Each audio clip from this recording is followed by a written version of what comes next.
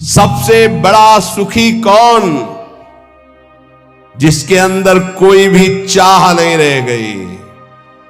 चाह मिटी, चिंता मिटी, मनुआ बेपरवाह, जिनको कछु न चाहिए ते साहन के साथ। सबसे दुखी कौन? जो जितना भोगी लंपट कामना वाला उतना ही भारी दुखी।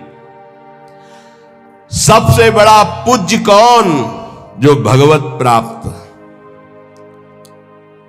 भक्ति नष्ट कैसे होती है? भोगी पुरुषों के संग से और भोग करने से। सबसे बड़ा पाप क्या है? बोले माताओं बहनों में भोग दृष्टि से देखना।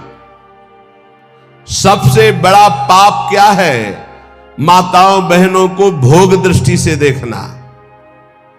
जीते जी मुर्दा कौन माना जाता है? जो पापी है, कामी है, आलसी है, क्रोधी है, वो जीते जी मरा हुआ आदमी है।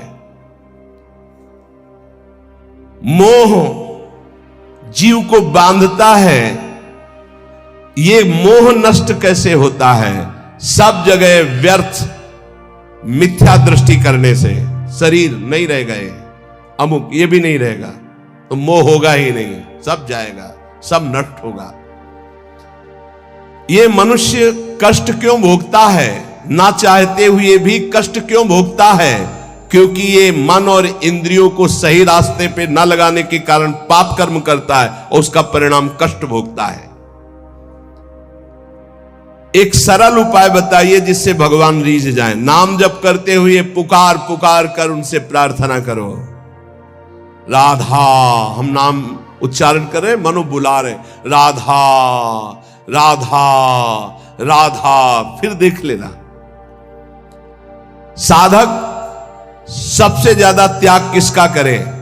कुतर्क और कुसंग का। प्रेम का स्वरूप क्या समझा जाए? अपने प्रेमास्पद प्रभु के हर समय समीप रहना चिंतन के द्वारा। क्षण भंगुर क्या है? प्रभु के सिवा सब कुछ, प्रभु के सिवा सब कुछ। प्रबल दुश्मन कौन है? यही विषयों में फंसाए हुए मन, ये बड़ा भारी दुश्मन। मन को कैसे वश में करें? नाम जप का अभ्यास और संसार से वैराग्य करने से मन वश में हो जाता है। जो उत्तम गति प्राप्त करना है उसका सरल उपाय बता दीजिए। सत्संग। जिसको रोज सत्संग मिलता है निश्चित उसकी उत्तम गति होगी।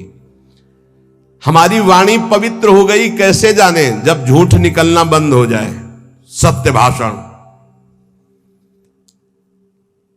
हमें भय करना चाहिए तो किससे?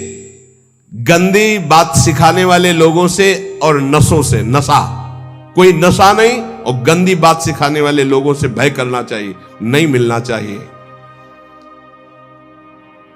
कैसे जान ले कि हमें परम पद मिल ही जाएगा? नाम चल रहा है तो पक्का जान लो परम पद मिल जाएगा। बहुत सुंदर सुंदर छोटे से प्रश्न, छोटा सा उत्तर।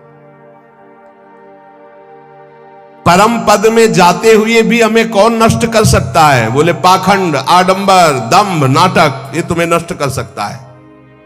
दंभ, नाटक, पाखंड, आडंबर परम पद में जाते हुए भी तुम्हें वापस कर लेगा। बचो इससे। भगवान में श्रद्धा कैसे बढ़ती? भगवत प्रेमी महात्माओं की सेवा से। तपस्या कैसे क्षीण होती है? किसी को शाप देने से या किसी को वरदान देने से। इसीलिए हरिराम व्यास जी ने कहा, ना मैं किसी को शाप देता हूं ना वरदान, सबको भगवत रूप देखता हूं।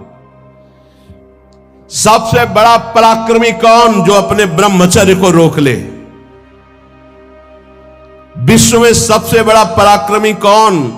बोले जो अपने ब्रह्मचर्य वीर शक्ति को रोक ले। देह दुखी, मन दुखी, परिवार दुखी, ऐसा किस व्यक्ति से हो सकता है? तो बोले जो झूठ बोलता है और गंदे आचरण, पापाचरण करता है, तो उसका देह भी दुखी होगा, उसका परिवार भी दुखी होगा, वो स्वयं दुखी रहेगा। पापाचरण करने वाला न परिवार को सुखी कर सकता है धन के पाप धन से, और ना अपने आप को सुखी कर सकता है। बुद्धि निर्मल कैसे मानी जाए? जब सबका परोपकार करे और भगवान के चिंतन में रहे। स्वस्थ किसे कहते हैं? जो भगवान में स्थित है उसे स्वस्थ कहते हैं। शरीर का रोगी रोगी नहीं, जो भगवान में स्थित है वो स्वस्थ है। जो भगवान में स्थित नहीं वो सब बीमार है।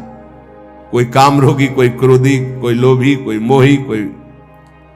आखिरी प्रश्न, भक्ति का परिणाम क्या है? सर्वत्र भगवान दिखाई देने लगे, ये भक्ति का परिणाम है। उपासक को इन प्रश्नों के उत्तर का मनन करना चाहिए और सावधानी पूर्वक एक एक वर्तमान के मिनट को भगवान में लगाइए। पल की पल में क्या हो जाए कुछ पता नहीं तकदीर का, ये अजब खेल रघुवीर का। आज हम सब बैठे हैं, कभी किस मिनट में कौन कहां बिछुड़ जाए कोई भरोसा नहीं। बड़ा भयावह ये देश है, इसका नाम मृत्यु लोक है। वो ऐसी भूल भुलैया है कि हम इसको समझ नहीं पा रहे।